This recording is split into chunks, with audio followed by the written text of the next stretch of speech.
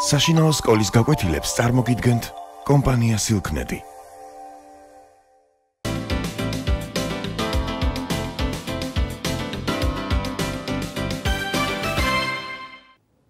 მოგესალმებით. ჩვენ ვისაუბრებთ ერთ ეპიზოდზე ილია ჭავჭავაძის მოთხრობა გლახის ნაამბობიდან.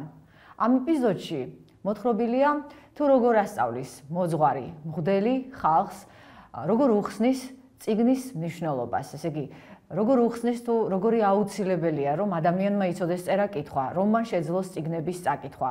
საერთოდ, როდესაც ილია ჭავჭავაძე გამოვიდა საზოგადოებრივ ასპარეზზე მე-19 საუკუნეში, თავის მეგობრებთან ერთად, მან დაისახა მიზნად უპირველეს ყოვლისა ქართველი ერის განათლება.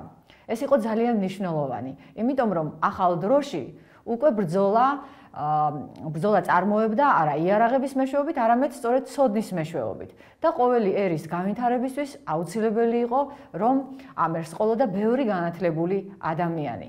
ამიტომაც ილია ჭავჭავაძემ თავის მოაზრეებთან ერთად ჩამოაყალიბა, ასე ვთქვათ, სამომავლო გეგმა და დაიწყო განხორციელება იმისა, რომ ერი განათლებულიყო. წერა-კითხვის გამავრცელებელი საზოგადოება შეიქმნა სკოლები და ერთ სიტყვით ძალიან ბევრი და მნიშვნელოვანი საქმე გაკეთდა ამ თვალსაზრისით. წიგნი ადამიანს გონებას უხსნის, ანალიზს აჩვევს, დაკვირვების უნარს უვითარებს. წიგნი არის ვრცელი სამყარო, რომელში შესვლაც კითხველს აზიარებს სრულიად უცნობ მხარეებს, ასე ვთქვათ, სამყაროსას და გონებას უხსნის იმისათვის, რომ მან უკეთესად მოაწყოს თავისი ცხოვრება. ერთი სიტყვით გავიხსენოთ ახლა ზედმიწევნით ეს ეპიზოდი. ძალიან მნიშვნელოვანია, რომ მღვდელი ამ ეპიზოდში წარმოჩნდება როგორც ერის მოძღვარი, როგორც ერის სულიერი წინამძღოლი და მართლაც ასე უნდა იყოს ქვეყნისთვის. ძალიან მნიშვნელოვანია თუ როგორი სასულიერო პირები ყავს, როგორი ზნეობრივი მაგალითის მიმცემნი არიან ისინი ქვეყნისათვის და მღვდელი ამ ეპიზოდში სწორედ ასეთია. მე მინდა გაგახსენოთ, რომ ჩვენ მხოლოდ ერთ ეპიზოდს განვიხილავთ, მაგრამ რა თქმა უნდა ეს ეპიზოდი ნაწილი არის მოთხრობისა, როგორც გითხარით, გლახის ნაამბობი რომ ქვია. ამიტომ რა თქმა უნდა სასურველია თუ თელ მოთხრობასაც გავეცნობით. ამ ეპიზოდს გვიყვება ერთ-ერთი მთავარი პერსონაჟი ამ მოთხრობისა, გაბრიელი. ის არის ბედისაგან დაჩაგრული ადამიანი, პატოყმობის გამო გათელილი, ნაყაჩაღარი, მაგრამ მისთვის ძალიან მნიშვნელოვანი იყო, რომ ცხოვრების გზაზე შეხვდა ამ შესანიშნავ მღვდელს და მისგან ძალიან ბევრი რამე ისწავლა. უპირველეს ყოვლისა ისწავლა წერა-კითხვა და სწორედ ამგვარად ეზიარა ახალ ცოდნას, ასე ვთქვა და უპირველეს ყოვლისა მან შეძლო, რომ წაეკითხა და ესწავლა ვეფხისტყაოსანი. ეს არის მნიშვნელოვანი ძალიან, იმიტომ რომ ვეფხისტყაოსანი იგივე ცხოვრებაა, პოეტურად გარდათქმული ცხოვრება და საუკუნეების განმავლობაში ვეფხისტყაოსანი იყო ქართველი ხალხის ფარი ერთგვარი, რომელიც ეხმარებოდა მას გადარჩენაში. ერთი სიტყვით ამ ეპიზოდში დახატულია, რომ ღვთისმსახურების შემდეგ მღვდელი გამოდის ეზოში. ამას გვიყვება გაბრიელი. ესე იგი, მისი ამ პერსონაჟის თვალით არის დანახული ყოველივე. და რა თქმა უნდა, ჩანს, რომ მას ძალიან უყვარს მღვდელი, როგორც გითხარით, მან მნიშვნელოვანი გავლენა მოახდინა მის ცხოვრებაზე, მისი სულის ჩამოყალიბებაზე. ხალხი ბუზივით ირეოდა მის გარშემო, წერია მოთხრობაში. საერთოდ თვითონ ილია ჭავჭავაძეც არაჩვეულებრივი მთხრობელია. ეს რას ნიშნავს? რომ იმგვარად მოგვითხრობს, რომ მკითხველის დაძაბულობა სულ მუდმივად დაძაბულია ერთ სიტყვით. მკითხველი სულ მოლოდინშია, თუ რომელ ამბავს რომელი ამბავი მოყვება, როგორ განვითარდება მოვლენები. არაჩვეულებრივად ხატავს თვითონ პერსონაჟებს, მათ გარეგნობას, მათ შინაგან სამყაროს, ისე რომ, როდესაც წავიკითხავთ ილია ჭავჭავაძის ამ მოთხრობას თუ სხვა მოთხრობებს, მისი პერსონაჟები გვამახსოვრდებიან და ყოველთვის წარმოგვიდგებიან თვალწინ ცოცხლად. ხალხი ბუზივით ეხვეოდაო, რა თქმა უნდა, ამითი იმას მიანიშნებს მწერალი, რომ ყველა ინტერესდებოდა მისი პიროვნებით, სურდათ მასთან გასაუბრება, თავიანთი დარდისა და ჭირის გაზიარება. ამიტომაც მღვდელის დაუზარებლად ელაპარაკება ყველას, ზოგს ეხუმრება კიდევაც და ამიტომაც არის რომ გაისმის მის გარშემო ხანდახან გულიანი ხარხარიც. ზოგი კიდევ სულგანაბული შესცქეროდა. თითქოს დაჯერებულია იმის პირიდან ოქრო გადმოვარდებაო. აი ასეთი ადამიანებიც იყვნენ და რა თქმა უნდა, ეს ძალიან მნიშვნელოვანია, რომ სასულიერო პირის მიმართ სწორედ ამგვარია დამოკიდებულება, იმიტომ რომ ადამიანებს ჯერათ, რომ ის აუცილებლად სიბრძნეს იტყვის, იმგვარ რამეს იტყვის, რაც მათ გამოადგებათ ცხოვრებაში. ბევრი სიკეთე უნდა დაეთესოს კაცს, რომელსაც ეგრე სიყვარულით გარს არტყია ხალხიო, ამბობს გაბრიელი. და რა თქმა უნდა, ეს ილიას თვალსაზრისია, რომ როდესაც სიკეთეს თესავს ადამიანი ბევრ სიკეთესთანაც, მას რა თქმა უნდა, ბევრი გულშემატკივარი უჩნდება, ბევრი მადლიერი უჩნდება და სწორედ ასეთი არის ამ მოთხრობის მღვდელიც. მას ეთყობა ბევრჯერ გაუწვდია ხელი დაჩაგრულისათვის და უნუგეშოსთვის ნუგეში მიუცია. დაცემული ფეხზე წამოუყენებია და თვითონ გაბრიელიც ისე შესქერის მას, როგორც მწყურვალი, ასე წერია პირდაპირ, რომ წყალი რომ მოსწყურდება კაცს, ისე მომწყურდა იმისი სიტყვების გაგებაო. ესე იგი ადამიანს სჭირდება როგორც მატერიალური საზრდო ხორციელი არსებობისთვის, ასევე სჭირდება სულიერი საზრდო და ხანდახან სულიერი საზრდო უფრო მნიშვნელოვანიც კია. როგორც სახარებაში ეუბნება, როგორც სახარებაში ამბობს ქრისტე, რომ არა პურითა ხოლო ცხონდების კაცი, არამედ ყოველთა სიტყვითა, რომელი გამოვას პირისაგან ღვთისა. ეს რას ნიშნავს, რომ მხოლოდ ხორციელი საზრდო არ კმარა არსებობისათვის. საჭიროა ღვთის პირისაგან გამომავალი სიტყვები, ეს ნიშნავს საღვთისმეტყველო წიგნების კითხვას, უპირველეს ყოვლისა სახარების კითხვას და რა თქმა უნდა იმ წიგნების კითხვას, რომლებიც სწორედაც რომ სულიერ საზრდოდ ექცევიან ადამიანებს და მღვდლის სიტყვები, რა თქმა უნდა, ამგვარი სულიერი საზრდო არის ყველასთვის და მათ შორის გაბრიელისთვის. მაგრამ აქ მნიშვნელოვანი არის ერთი რამ, რომ მღვდელი ერთ პატარა ბიჭს მოიხმობს და ეკითხება, რატომ არ დადის მის გაკვეთილებზე. მღვდელი წერა-კითხვას ასწავლის ბავშვებს.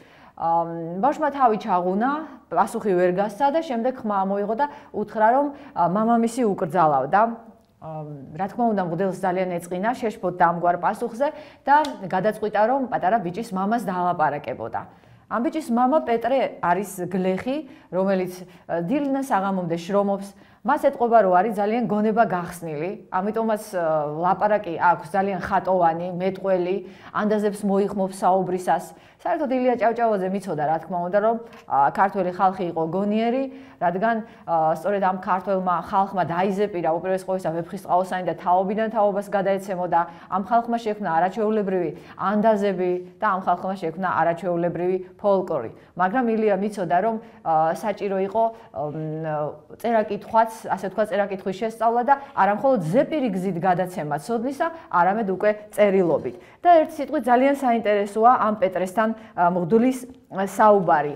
პეტრე ცდილობს, რომ აუხსნას თუ რატომ უკრძალავს თავის შვილს სწავლა-განათლებას. ის ამბობს, რომ საერთოდ ჩვენთვის მთავარია, რომ დავამუშავოთ მიწა, მივიღოთ საზრდო და ამას ძალიან ლამაზად გადმოსცემს თავის დამოკიდებულებას მიწის მიმართ. დღე-დაღამ ოფლი უნდა წუროთ და პური ისევ ჭამოთ. ღმერთს ეგრე უბრძანებია, ოფლითა თქვენითა მოიპოვეთ პური თქვენიო. და წიგნი რა ჩვენი საქმეა? დედამიწა არის ჩვენი წიგნიო. ვენაცვალე იმის მადლს, როცა დედამიწას მწვანე ხავერდივით ჯეჯილი გადაეკვრება, ის არის მისი ყდაო. აი წარმოიდგინეთ, უბრალო გლეხი კაცია, მაგრამ როგორ ლამაზად წარმოაჩენს სამყაროს მშვენიერებას, მას დედამიწა წარმოუდგება თვითონ წიგნად და მართლაც სწორი მსჯელობაა და კარგი მსჯელობაა და ეს ილიამაც იცოდა, რა თქმა უნდა და მისმა პერსონაჟმა, ამ მღვდელმაც, რომ ცხოვრებაც ძალიან დიდი წიგნია. თუმცა ილია ფიქრობდა, რომ ადამიანმა ცხოვრებისეული გამოცდილება და წიგნიერი გამოცდილება ერთმანეთს უნდა შეუსაბამოს და შეუხამოს. ოთარ ანთქვრივის თავარი პერსონაჟი გიორგი არის ძალიან ჭკვიანი ადამიანი და სწორედ ცხოვრებისეული გამოცდილებით აქვს მას შეძენილი ცოდნა.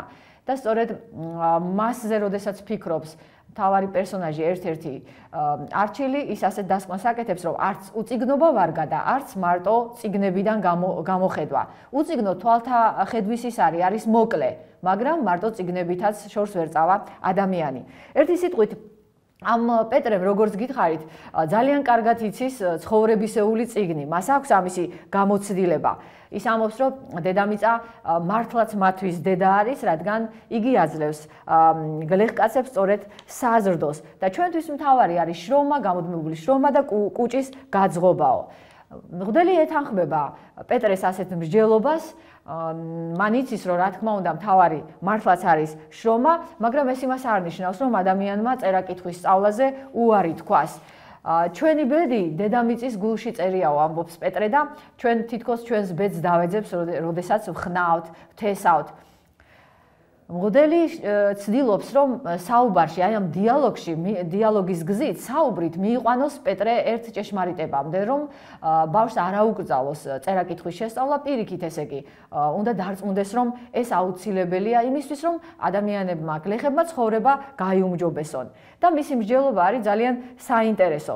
ის ეუბნება, რომ არ გცოდნოდა, რომ ცეცხლში რკინა რბილდება, რომ არ გცოდნოდა, როგორ უნდა გამოკვეთოთ სული, ბარი, ეჩო და სხვა იარაღები. შენ ხო ვერ შეძლებდი მიწის დამუშავებას და მოსავლის მოყვანას. ესე იგი, აქცენტს აკეთებს მღვდელი საუბარში სწორედ ამ სიტყვებზე, რომ არ გცოდნოდა და პეტრეც ეუბნება, რომ კი, აუცილებელი იყო ყოველივე ამის ცოდნა. და მღვდელი ჩაეკითხება, კი, მაგრამ საიდან გაქვს შენ ეს ცოდნა? და პეტრე უპასუხებს, რომ მამა პაპისგან გადმოესა ტრადიციულად.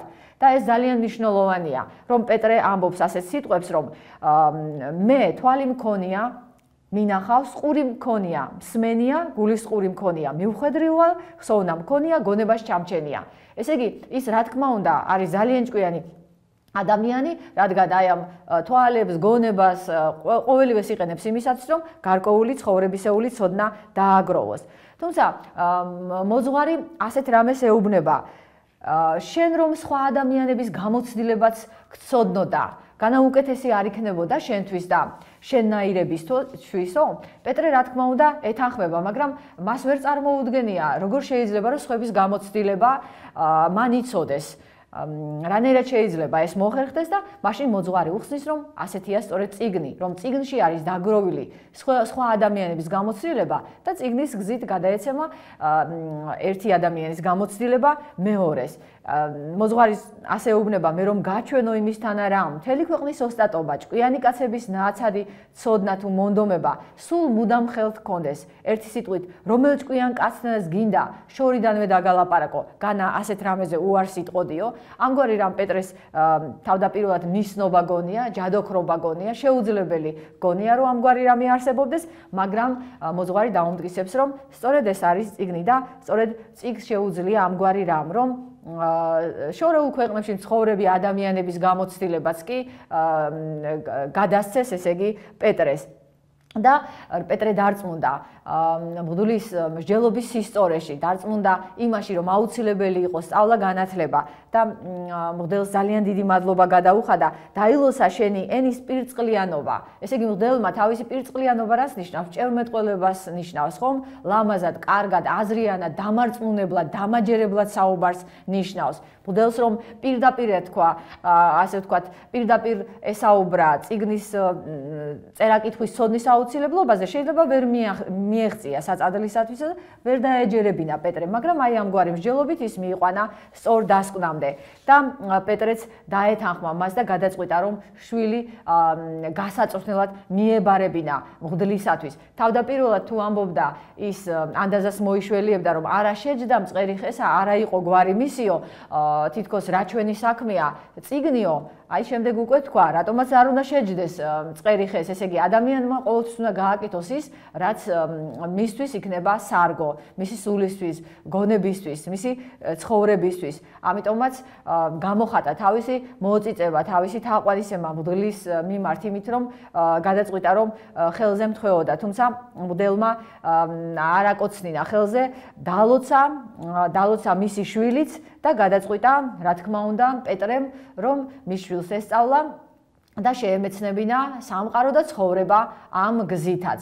ამ მოთხრობაში ბევრი კიდევ კარგი ანდაზა არის გამოყენებული, რომლებსაც წარმოთქვამენ ადამიანები და რა თქმა უნდა ილია ჭავჭავაძემ კარგად იცოდა, ზემოთაც აღნიშნეთ, რომ ხალხი იყო ბრძენი და რომ ხალხის მიერ შექმნილი ძალიან ძვირფასი საგანძური არსებობდა ამ ფოლკლორის სახით, ამ ანდაზების სახით, რომელსაც თვითონაც და სხვა მწერლებიც, ასე ვთქვათ, ეწაფებოდნენ და იყენებდნენ თავიანთ წერილობაში, მაგრამ თავარი იყო ის, რომ ამ გლეხკაცობას ესწავლა და განათლება გამოეყენებინა როგორც საკუთარი ცხოვრების გაასაუმჯობესებლად, ასევე ქვეყნის საკეთილდღეოდაც.